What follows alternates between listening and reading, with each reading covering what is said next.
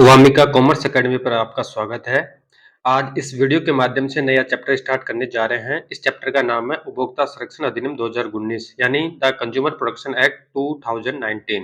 देखिए, इस चैप्टर को स्टार्ट करने से पहले मोटा-मोटा ब्रीफ बताता हूँ कि आज पढ़ेंगे कि उपभोक्ता संरक्षण अधिनियम 2019 से पहले कौन-सा एक्ट था, ये एक्ट क्यों लागू किया गया है, इस एक्ट में कौन-कौन से प्रोविजंस हैं, कितने चैप्टर हैं, कितने सेक्शंस हैं, कितनी धाराएँ हैं और कितनी अर्ध न्यायिक व्यवस्था है इसमें की गई है, किस प्रकार से अपील की जाती है, अपील का समाधान किस तरीके से होता है, आदि चीज़ों का आज विस्तार से अध्ययन करेंगे। देखो, उपभोक्ता संरक्षण अधिनियम क्यों लाया गया? पहले ये बात करते हैं कि सर्वप्रथम भारत में उपभोक्ता संरक्षण अधिनियम 1986 में लाया गया था। उससे पहले किसी प्रकार का कोई उपभोक्ता संरक्षण अधिनियम नहीं था। उसके पश्चात में समय की परिस्थितियों को चेंज और ध्यान में रखते हुए समय को ध्यान में रखते हुए इसकी आवश्यकता पड़ी कि जो पुराना अधिनियम था 1986 वाला, उसमें कई प्रकार की खामियां थी, तो उन खामियों को दूर करने के लिए नया एक्ट लाया गया। यानी 1986 की जगह नया एक्ट प्रतिस्थापित किया गया 2019। देखिए, तो 1986 वाला एक्ट लाया गया था, उसमें क्या होता था कि कोई भी दुकानदार होता है या कोई भी बिजनेसमैन होता है, वो माल को बेचता है, उस माल में कई प्रकार की कमियां पाई जाती है, उपभोक्ता दोष पाए जाते हैं, उपभोक्ताओं को जो आवश्यकता के अनुसार वस्तुएं प्राप्त नहीं होती है, उसमें कई प्रकार के दोष पाए जाते हैं, मूल्य की अधिक मात्रा लगाई जाती है, घटिया वस्तुएं बेची जाती है, आदि कई कारण होते हैं। उन कारणों को दूर करने के लिए भारत सरकार द्वारा उपभोक्ता संरक्षण अधिनियम 1986 लागू किया गया था। ठीक है। अब उसके पश्चात 1986 के पश्चात समय को देखते हुए, परिस्थितियों को देखते हुए नया अधिनियम लाया गया, पुराने अधिनियम को समाप्त किया गया, उसकी जगह नया अधिनियम लाया गया। उस अधिनियम का नाम था उपभोक्ता संरक्षण अधिनियम 2019। देखो, इस अधिनियम से पहले 1986 वाला एक्ट था, यानी जो 2019 वाला एक्ट था, उससे पहले भारत सरकार द्वारा 1986 में एक्ट बनाया गया था। अब जो नया वाला एक्ट था, उसकी अधिसूचना केंद्र सरकार द्वारा 9 अगस्त 2019 को जारी की गई थी। कब की गई थी? यानी 9 अगस्त को इसकी अधिसूचना सेंट्रल गवर्नमेंट द्वारा जारी की गई थी और इसकी जो लागू होने की तिथि थी, वो 20 जुलाई 2020 से लागू हुआ था। यानी जो नया वाला एक्ट है 2019, वो 20 जुलाई से लागू हुआ था 2020 से। अब इस एक्ट की बात करेंगे, जो एक्ट है अपना नया 2019 वाला, इसमें कुल टोटल 8 अध्याय है, टोटल 8 यूनिट्स है और इसमें 107 धाराएं हैं। कितनी धाराएं हैं? 107 सेक्शन है। अब इसमें बात करें वन बाय वन चैप्टर की, चैप्टर वाइज टोटल 8 चैप्टर है, जिसमें फर्स्ट चैप्टर है आपका प्रीलिमिनरी, यानी प्रस्तावना दे रखी है फर्स्ट यूनिट में। सेकंड यूनिट में आपकी कंज्यूमर प्रोटेक्शन काउंसिलिंग के बारे में बता रखा है। थर्ड चैप्टर में सेंट्रल कंज्यूमर प्रोटेक्शन अथॉरिटी के बारे में बता रखा है, सीसीपीए के बारे में बता रखा है, वो आगे पढ़ेंगे। चौथा यूनिट है आपका consumer disputes, judicial and commission. पांचवा यूनिट है आपका मेडिटेशन एंड मध्यस्थ, यानी जो विवाद होता है उसमें न्यायालय में या जिला आयोग में अपील करने से पहले एक मध्यस्थता के माध्यम से समाधान किया जाता है, वो आगे देखेंगे। 6 यूनिट है आपकी प्रोडक्ट लायबिलिटी, यानी जो उत्पाद का दायित्व होता है वो किस प्रकार से होता है। और 7 यूनिट है आपका ऑफेंसेज एंड पेनल्टीज, यानी जो अपराध किए जाते हैं उसमें किस प्रकार से शास्ति या पेनल्टीज लगाई जाती है। और लास्ट है आपका विविध। ठीक है, ये तो आपका हो गया 8 यूनिट। अब इसमें बात करेंगे सीपीए 2019 की विशेषताएं क्या है, यानी सीपीए यानी कंज्यूमर प्रोटेक्शन एक्ट, शॉर्ट में है सीपीए, की विशेषताएं क्या-क्या है। उपभोक्ता संरक्षण परिषदों का इसमें गठन किया गया है, यानी जो ये एक्ट है नया, उसमें उपभोक्ता संरक्षण परिषदों का गठन किया गया है। केंद्रीय उपभोक्ता संरक्षण प्राधिकरण का गठन किया गया है, सीसीपीए का गठन किया गया है। विवाद निपटान प्रक्रिया को सरलीकृत बनाया गया है, यानी जो विवाद निपटान प्रक्रिया है उसको काफी पहले हार्ड थी, अब इसको काफी सरल किया गया है। उत्पाद दायित्व निर्धारित किया गया है, इसमें नया चैप्टर जोड़ा गया है। E commerce and direct selling and प्रत्यक्ष विक्रय संबंधी नियमों को इस नए अधिनियम में शामिल किया गया है। मिलावटी या नकली उत्पादों पर जुर्माना लगाने का प्रावधान इस अधिनियम में किया गया है। केंद्रीय उपभोक्ता संरक्षण प्राधिकरण के कार्य, यानी सीसीपी के क्या क्या कार्य होते हैं। देखो, उपभोक्ता के एक वर्ग को राहत प्रदान किया जाने का कार्य इसका होता है। उपभोक्ताओं को सशक्त व जागरूक बनाने का कार्य होता है सीसीपीए का। सीसीपीए को उपभोक्ता अधिकारों के उल्लंघन की जांच करने व शिकायत दर्ज करने या अभियोजन करने का अधिकार दिया गया है। असुरक्षित वस्तुएं सेवाओं को वापस लेना होता है, यानी जो भी किसी भी व्यापारी द्वारा मार्केट में या उपभोक्ताओं को असुरक्षित वस्तुएं या सेवाएं बेची जाती है, उनसे उपभोक्ताओं को नुकसान होता है, समाज को नुकसान होता है, स्वास्थ्य को नुकसान होता है, तो उनको उन व्यवधानों को दूर करने के लिए असुरक्षित वस्तुओं सेवाओं को सीसीपीए द्वारा वापस लिया जाता है। अनुचित व्यापार प्रथाओं एवं भ्रामक विज्ञापनों पर रोक लगाने का कार्य किया जाता है। कई बार व्यापारियों द्वारा अनुचित व्यापारिक प्रथा अपनाई जाती है, देश के खिलाफ या संविधान के खिलाफ या नियमों के खिलाफ व्यापारिक प्रथाएं अपनाई जाती है तथा भ्रामक विज्ञापनों के माध्यम से ग्राहकों को आकर्षित करके उनको लूटा जाता है, उनसे अधिक मूल्य लिया जाता है, घटिया वस्तुएं बेची जाती है, उनकी आवश्यकता के हिसाब से वस्तुएं बेची नहीं जाती है या प्राप्त नहीं होती है, माल घटिया किस्म का होता है आदि कई तकनीकी कारण होते हैं। उनको रोकने के लिए सीसीपी द्वारा कार्रवाई की जाती है। भ्रामक विज्ञापनों के निर्माताओं या प्रकाशकों पर जुर्माना लगाने का कार्य भी किया जाता है। ठीक है, अब इसमें पढ़ते हैं पारिभाषिक शब्दावली के बारे में। देखो, इसमें इस पारिभाषिक शब्दावली में पढ़ेंगे माल क्या होता है, उपभोक्ता क्या होता है। देखो, माल से प्रत्येक प्रकार की चल संपत्ति से होता है, यानी माल उसे कहा जाता है जो चल संपत्ति होती है। चल संपत्ति वह संपत्ति होती है जिसका निपटान 12 महीने की अवधि तक होता है, यानी अंश है, फसल है, घास है, खड़ी फसलें हैं। अचल संपत्ति होती है, वह कभी माल नहीं होती है। जैसे अचल संपत्ति में भूमि आती है, भवन आता है, मशीनरी प्लॉट आती है, वो माल नहीं कहलाता है। खाद्य सुरक्षा और मानक अधिनियम 2006 की धारा 3 के तहत जो वस्तुएं होती है वो माल की श्रेणी में आती है। ठीक है, अब उपभोक्ता की बात करते हैं। उपभोक्ता कौन होता है? वह व्यक्ति जो प्रतिफल के बदले माल खरीदता है, यानी उपभोक्ता उस व्यक्ति को कहा जाता है जो प्रतिफल के बदले यानी वस्तु के मूल्य के बदले जो पैसा देता है उसे प्रतिफल कहा जाता है। माल खरीदता है वो व्यक्ति उपभोक्ता कहलाता है। अब ये प्रतिफल आंशिक भी होता है, पूर्ण भी हो सकता है। मान के चलो कोई वस्तु आपने 50,000 रुपए में किसी व्यापारी से खरीदी।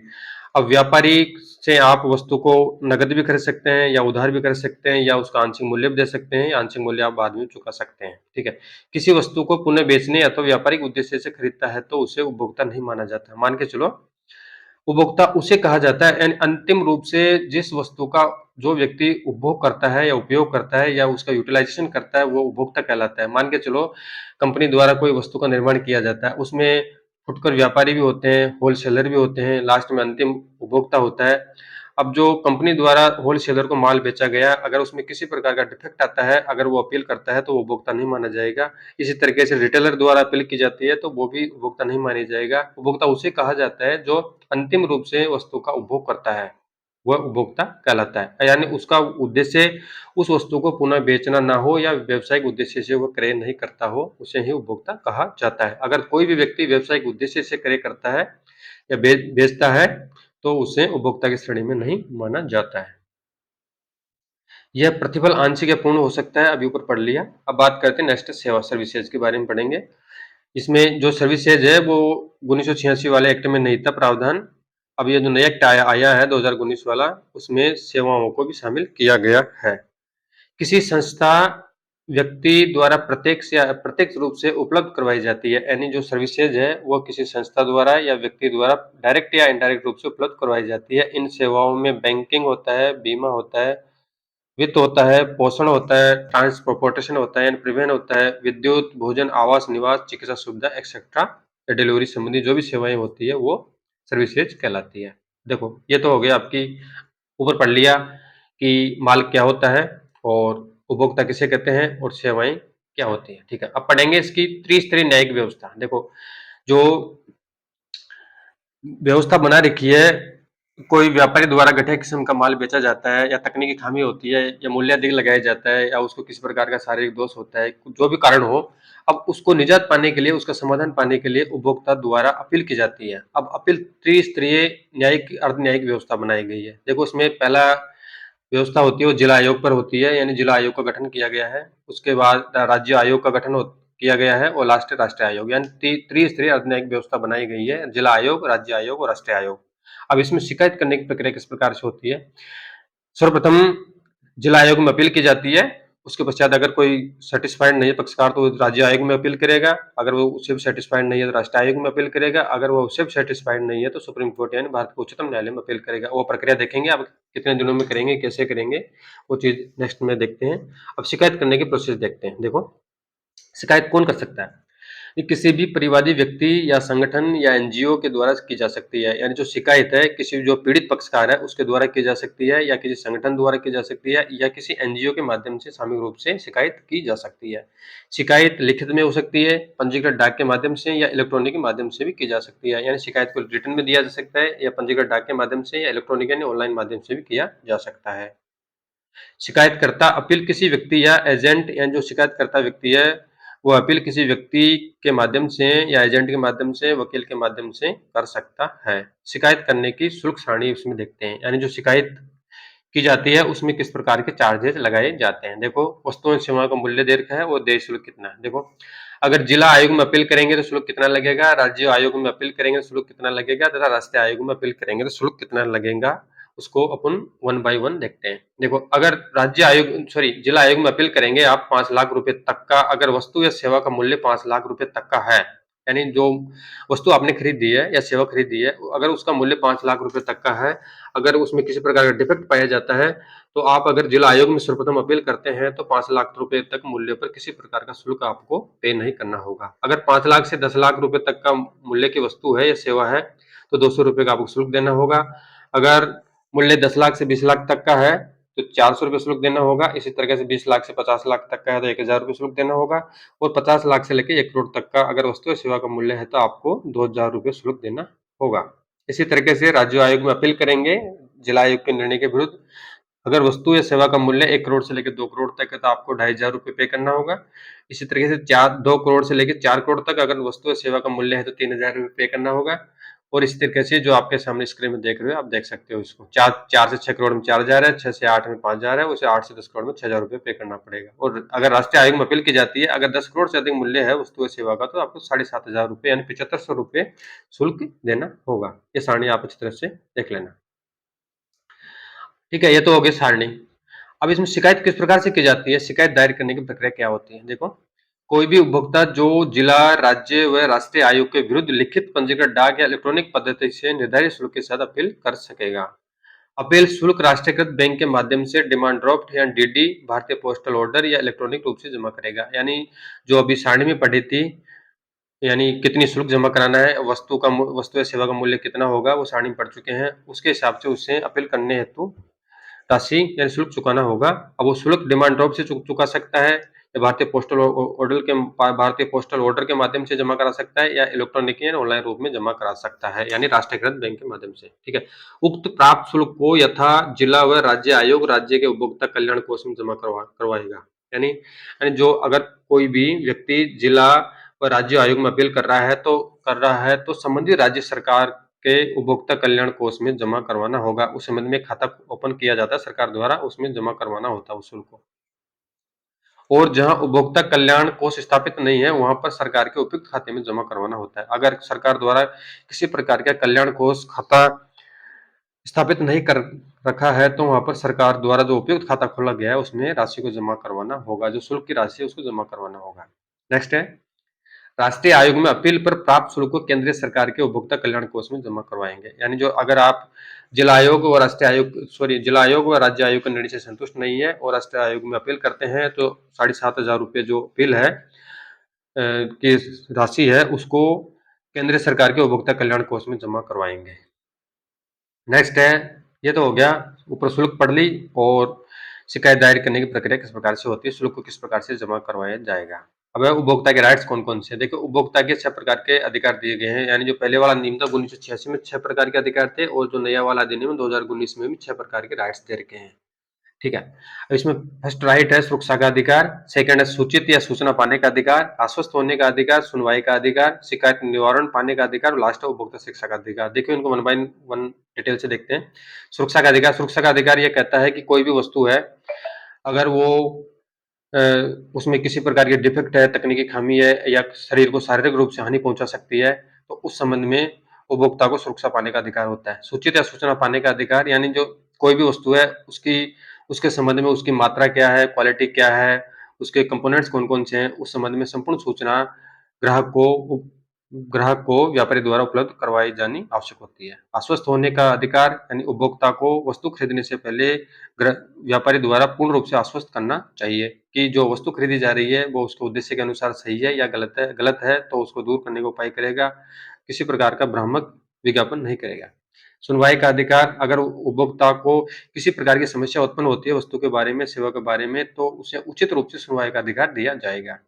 शिकायत निवारण पाने का अधिकार, जो उपभोक्ता द्वारा वस्तु के बारे में डिफेक्ट प्राप्त की गई है, किसी प्रकार की समस्या उसे प्राप्त हुई है, तो शिकायत निवारण के माध्यम से उस प्रॉब्लम को दूर करने का कार्य होना चाहिए। लास्ट है उपभोक्ता शिक्षा का अधिकार, यानी उपभोक्ता को वस्तु के बारे में पूर्ण रूप से शिक्षित किया जाना चाहिए, पूर्ण रूप से उसके बारे में, उसके कंपोनेंट्स के बारे में उसे बताना चाहिए। ठीक है। अब बात करते हैं शिकायत मंच का, यानी शिकायत मंच में कौन-कौन से प्रोविज़न हैं। देखो, फर्स्ट पढ़ेंगे 1986 वाला जो ओल्ड नियम है उसके बारे में पढ़ेंगे, और फिर पढ़ेंगे 2019 वाला जो नया नियम है, और उस 2019 में भी 2021 में 30 दिसंबर 2021 को अमेंडमेंट हुए थे, वो भी पढ़ेंगे। देखो, फर्स्ट पढ़ते हैं तो 1986 के बारे में, यानी ये एक्ट खत्म हो चुका है, आपका 2019 से मतलब है, फिर भी नॉलेज के हिसाब से इसको देख लेते हैं। यानी जिला मंच पर 20 लाख रुपए तक की अपील की जाती है, और राज्य आयोग में 20 लाख से लेकर 1 करोड़ तक अपील की जाती थी, यानी 86 वाले रूल में। 86 वाला जो नियम था, जो कानून था, उसके अंतर्गत ये अपील की जाती थी। राष्ट्रीय आयोग में 1 करोड़ से अधिक पर अपील की जाती थी, लेकिन 2019 में नया नियम आ गया, तो उसमें जिला मंच पर 1 करोड़ तक की अपील की जा सकती है, यानी पहले 20 लाख तक की होती थी, अब 1 करोड़ तक कर सकते हैं। राज्य आयोग में 1 करोड़ से लेकर 10 करोड़ तक कर सकते हैं। तो राष्ट्रीय आयोग में 10 करोड़ से अधिक पर कर सकते हैं, यानी राष्ट्रीय आयोग में वस्तु या सेवा का मूल्य अगर 10 करोड़ से अधिक है तो उसकी अपील राष्ट्रीय आयोग में कर सकते हैं। लेकिन 2021 में, यानी 30 दिसंबर 2021 को इसमें अमेंडमेंट किया गया। पहले जिला मंच पर 1 करोड़ थी, बाद में उसको घटा के 50 लाख कर दिया गया है। आपको अमेंडमेंट याद रखना है। जिला मंच में 50 लाख तक अपील की जा सकती है। अगर वस्तु या सेवा का मूल्य 50 लाख से लेकर 2 करोड़ है तो राज्य आयोग में अपील करेंगे। अगर राष्ट्रीय आयोग में अपील करना है तो वस्तु या सेवा का मूल्य 2 करोड़ से अधिक होना चाहिए, तभी राष्ट्रीय आयोग में अपील कर सकते हैं। ठीक है, आप इस सारणी के माध्यम से इसको देख सकते हैं, आपको पीडीएफ के रूप में मिल जाएगी। पर आपको 2019 वाला एक्ट याद रखना है, वो जो अमेंडमेंट हुआ, अमेंडमेंट अच्छी तरह से याद रखना है। जिला मंच में 50 लाख तक की अपील होती है, राज्य आयोग में 50 लाख से लेके 2 करोड़ तक अपील होती है, तथा राष्ट्रीय आयोग में 2 करोड़ से अधिक के मूल्य पर अपील होती है। ठीक है। अब इसमें उपभोक्ता संरक्षण परिषदों के बारे में बात करेंगे। देखिए, केंद्र सरकार द्वारा अधिसूचना जारी करके राष्ट्रीय उपभोक्ता संरक्षण परिषदों का गठन करेंगे या करना होता है। यानी जो उपभोक्ता संरक्षण परिषदें होती है, वो केंद्र सरकार द्वारा एक अधिसूचना जारी करके राष्ट्रीय उपभोक्ता संरक्षण परिषद का गठन किया जाता है। इसी तरीके से जिला व राज्य उपभोक्ता संरक्षण परिषदों हेतु संबंधित राज्य सरकार द्वारा अधिसूचना जारी की जाती है। यानी राष्ट्रीय आयोग हेतु तो सेंट्रल गवर्नमेंट द्वारा अधिसूचना जारी की जाती है, और इस तरीके से जिला आयोग तथा राज्य उपभोक्ता आयोग संरक्षण परिषदों की स्थापना हेतु संबंधित राज्य सरकार द्वारा अधिसूचना जारी की जाती है। और जो ये संरक्षण परिषदें होती है, वो परामर्शकारी निकाय होती है। यानी क्या होती है? परामर्शकारी निकाय होती है। इसकी संरचना के बारे में बात करें, देखो, यानी अध्यक्ष, सदस्य और वर्ष में मीटिंग का आयोजन किस प्रकार से होता है। देखो, पहले बात करते हैं राष्ट्रीय उपभोक्ता परिषद की, यानी सेक्शन 3 के तहत इसका गठन किया गया है। जिसका अध्यक्ष होता है वो सेंट्रल गवर्नमेंट का उपभोक्ता संरक्षण मंत्री होता है, यानी उपभोक्ता मंत्री होता है, वो इसका चेयरमैन होता है। और इसमें सदस्य होते हैं शासकीय और अशासकीय व्यक्ति इसके सदस्य होते हैं। अब इसमें वर्ष का में जो मीटिंग का आयोजन होता है, वर्ष में कम से कम 1 मीटिंग आयोजित करना अनिवार्य होता है, और मैक्स पर किसी प्रकार की लिमिट नहीं होती है। यानी मैक्सिमम कितनी भी मीटिंग कर सकते हैं, लेकिन कम से कम 1 मीटिंग का होना अनिवार्य है, यानी राष्ट्रीय उपभोक्ता संरक्षण परिषद में। इसी तरीके से राज्य उपभोक्ता संरक्षण परिषद की बात करें तो सेक्शन 6 के तहत इसका गठन किया जाता है। इसका जो अध्यक्ष होता है वो संबंधित राज्य का राज्य उपभोक्ता मंत्री होता है, यानी संबंधित राज्य का राज्य उपभोक्ता मंत्री होता है। वो इसका चेयरमैन होता है, यानी सदस्य अध्यक्ष होता है, और इसके सदस्य होते हैं जो मैक्सिमम 10 सदस्य इसमें हो सकते हैं। यानी जो राज्य उपभोक्ता संरक्षण परिषद होती है उसमें मैक्सिमम 10 सदस्य हो सकते हैं। इसमें वर्ष में कम से कम 2 मीटिंग करना जरूरी होता है। इसी तरीके से लास्ट वाला जिला उपभोक्ता संरक्षण परिषद में प्रत्येक जिले का जो जिला कलेक्टर होता है, डीएम होता है, डिस्ट्रिक्ट मजिस्ट्रेट होता है, वो इसका चेयरमैन होता है या अध्यक्ष होता है, और इसमें 3 सदस्य होते हैं जिला उपभोक्ता संरक्षण परिषद में, और वर्ष में कम से कम 2 बार मीटिंग करना जरूरी होता है। ठीक है, ये तो हो गया उपभोक्ता संरक्षण परिषद के बारे में, आप देख सकते हो इसमें सारणी के रूप में। और नेक्स्ट है आयोग की संरचना के बारे में देखते हैं। देखिए, आयोग की संरचना किस प्रकार से होती है। अब आयोग ऊपर बात कर चुके हैं कि आयोग अर्ध त्रिस्तरीय न्यायिक व्यवस्था होती है, जिसमें जिला स्तर पर जिला आयोग होता है, राज्य स्तर पर राज्य आयोग होता है, और राष्ट्रीय स्तर पर राष्ट्रीय आयोग होता है। अब जिला आयोग का गठन सेक्शन, यानी जो धारा है 28 के तहत किया जाता है। अब इसमें राशि का प्रावधान है 1 करोड़ तक है, लेकिन अमेंडमेंट में 50 लाख है, आप दोनों को याद रखें। ठीक है, 1 करोड़ तक की राशि है, 50 लाख की राशि तक अपील की जा सकती है। अब जो कार्यकाल होता है, जो इनका जो चेयरमैन होता है, अध्यक्ष होता है, फिर इनके जो सदस्य होते हैं, उनका कार्यकाल 5 साल या 65 वर्ष की आयु जो भी पहले हो, विच एवर इज अर्लियर, यानी या तो मैक्सिमम 5 साल का होगा, अगर 65 साल पहले हो जाती है तो पहले रिटायरमेंट हो जाएगा, यानी इनमें से जो भी पहले होगा वो कार्यकाल रहेगा। वो सदस्य संख्या है जिसमें एक अध्यक्ष रहेगा और 2 सदस्य रहेंगे, यानी अध्यक्ष व सदस्य की कार्यकाल 5 वर्ष या 65 वर्ष जो भी पहले हो तक रहता है। इसी तरीके से राज्य आयोग में सेक्शन 42 के तहत गठन किया जाता है, जिसमें 1 करोड़ से लेकर 10 करोड़ तक अपील की जा सकती है। नए अमेंडमेंट के अकॉर्डिंग अलग राशि आएगी और इसमें अध्यक्ष और सदस्य की आयु 5 वर्ष या 67 वर्ष जो भी पहले हो तक रहती है, कार्यकाल इनका इतना रहता है। इसी तरीके से राष्ट्रीय आयोग की बात करें तो 10 करोड़ से अधिक तक अपील की जा सकती है और इसमें एक अध्यक्ष होता है और 4 सदस्य होते हैं। और इस सदस्य की बात की तो जिला आयोग में एक अध्यक्ष होता है, 2 सदस्य होते हैं। इस तरह से राज्य आयोग में एक अध्यक्ष होता है, 4 सदस्य होते हैं तथा राष्ट्रीय आयोग में भी एक अध्यक्ष होता है, 4 सदस्य होते हैं। मैक्सिमम 11 सदस्य हो सकते हैं, जिसमें एक महिला सदस्य अनिवार्य होती है, यानी जो राष्ट्रीय आयोग होती है उसमें महिला सदस्य अनिवार्य होती है और मैक्सिमम 11 सदस्य हो सकते हैं। अगर इसमें अध्यक्ष की बात करें तो अध्यक्ष का कार्यकाल 5 वर्ष या 70 वर्ष होता है, यानी 5 वर्ष या 70 वर्ष जो भी पहले हो, और सदस्यों के लिए कार्यकाल 5 वर्ष या 67 वर्ष होता है, इनमें से जो भी पहले हो। ठीक है। अब अपील पर निर्णय प्रक्रिया किस प्रकार से आती है, देखो किसी भी पीड़ित पक्षकार या उपभोक्ता द्वारा अपील की जाती है सर्वप्रथम जिला आयोग में। ठीक है। अब शिकायत करने के पश्चात 5 दिवस में दोनों पक्षकारों के मध्य मध्यस्थता विवाद निपटान के माध्यम से समझौता करवाया जाता है। देखो क्या होता है कि सर्वप्रथम जो पीड़ित पक्षकार है, मान के चलो कोई उपभोक्ता है XYZ है, वो किसी ABC लिमिटेड के खिलाफ या व्यापारी के खिलाफ शिकायत दायर करता है कि अमुक वस्तु में इस प्रकार की तकनीकी खामी या किसी प्रकार का दोष है, तो अपील कर देता है जिला आयोग में। अब जिला आयोग में अपील करने के पश्चात में एक मध्यस्थता विवाद निपटान प्रक्रिया अपनाई गई है, यानी मेडिटेशन यानी मध्यस्थ निवारण प्रक्रिया अपनाई गई है, जिसमें मध्यस्थ होते हैं कुछ लोग, वो मध्यस्थता के माध्यम से विवाद को सुलझाने का प्रयास करते हैं। अगर मध्यस्थता के माध्यम से विवाद सुलझा लिया जाता है तो आगे अपील करने की आवश्यकता नहीं होती है। अगर विवाद नहीं सुलझता है तो आगे अपील की जाती है, वो आगे नेक्स्ट प्रोसेस में देखेंगे।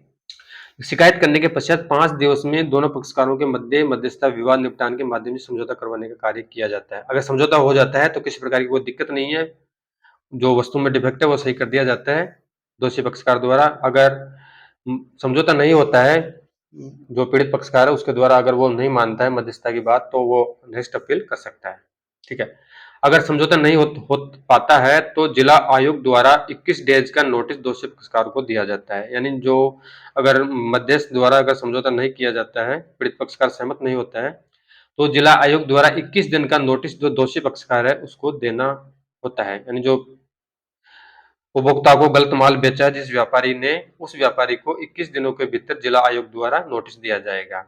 अब दोषी पक्षकार को 30 दिनों में जिला आयोग के समक्ष उपस्थित होना होगा, यानी जो 21 दिन का नोटिस है उसके 9 दिन पश्चात में उसे 30 दिवस में जिला आयोग के समक्ष उपस्थित होना होगा। वस्तु या माल की जांच प्रयोगशाला में होने पर 45 दिवस में रिपोर्ट आयोग को भेजनी होगी, यानी कि जो किसी वस्तु है, माल है, अगर उसकी जांच लेबोरेटरी या प्रयोगशाला के माध्यम से हो रही है तो 45 डेज यानी 45 दिवस में रिपोर्ट आयोग को भेजनी पड़ती है प्रयोगशाला के माध्यम से। ठीक है। प्रयोगशाला में जांच होने के पश्चात में रिपोर्ट 45 दिवस के भीतर आयोग को भेजनी होगी। अगर फैसला सुनाया जाना है तो 90 डेज में देना होगा, यानी जिला आयोग द्वारा अगर फैसला किया जाता है तो 90 दिनों यानी 3 महीने के भीतर फैसला सुनाना होगा। अगर कोई वस्तु है, माल है, अगर उसका परीक्षण प्रयोगशाला के माध्यम से हो रहा है तो रिपोर्ट आने पर यानी प्रयोगशाला के माध्यम से अगर कोई फैसला सुनाया जाएगा वस्तु के दोष के बारे में तो 150 दिवस में फैसला देना होता है।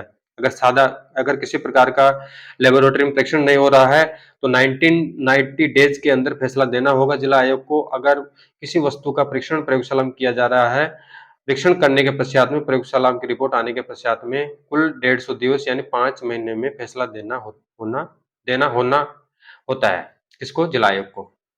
अगर पक्षकार द्वितीय दोषी साबित होता है तो उसे, अगर जो पक्षकार है, जो व्यापारी है, अगर वह दोषी साबित होता है वस्तु के बारे में तो उसे निम्न कार्रवाई करनी होती है, या तो वस्तु को सही करेगा या उसकी मरम्मत करेगा, वस्तु को बदलेगा, उसके बदले में नई वस्तु देगा, या वस्तु या माल का पैसा देगा, उसके साथ में ब्याज भी देगा, या तो लास्ट में हानि की क्षतिपूर्ति भी उसे करनी होगी। जो भी सिचुएशन है, जो जिला आयोग द्वारा निर्णय सुनाया जाएगा उसके हिसाब से उससे उनकी पूर्ति करनी होगी। ठीक है। अब अपील का प्रावधान है, देखो अब अपील किस प्रकार से की जाती है। अगर जिला आयोग से कोई पीड़ित पक्षकार संतुष्ट नहीं है, उपभोक्ता संतुष्ट नहीं है, तो वो राज्य आयोग में अपील कर सकता है। यानी कितने दिनों में कर सकता है? 45 दिवस में, यानी 45 दिवस में जिला आयोग के निर्णय के विरुद्ध राज्य आयोग में अपील कर सकता है। अगर कोई पीड़ित पक्षकार राज्य आयोग के निर्णय से संतुष्ट नहीं है तो वो राष्ट्रीय आयोग में 30 दिवस में अपील कर सकता है। यानी राज्य आयोग के निर्णय के विरुद्ध 30 दिवस में अपील राष्ट्रीय आयोग में कर सकता है।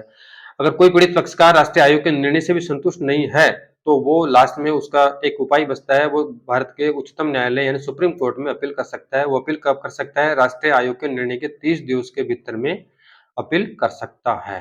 ठीक है, यह तो अपील का आपका प्रावधान हो गया। किसी को कोई प्रॉब्लम हो तो मुझे कमेंट करके बताएं। आपका चैप्टर कंप्लीट हो चुका है। ठीक है, थैंक यू।